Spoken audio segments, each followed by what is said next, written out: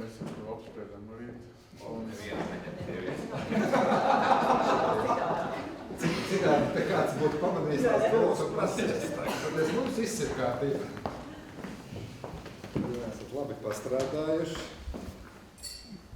Tēmas ir tāds, ka varētu veselu dienu aizvadīt. Un mēs jau to rēķināmies. Visā. Un kas tik vēl tur nav, bet priecīgs redzēt plašā sastāvā, ka pēdējā reiz mēs tikāmies jūnijā, tad bija vasaras vītas šķiet. Vitas kungu un Gorkša kungu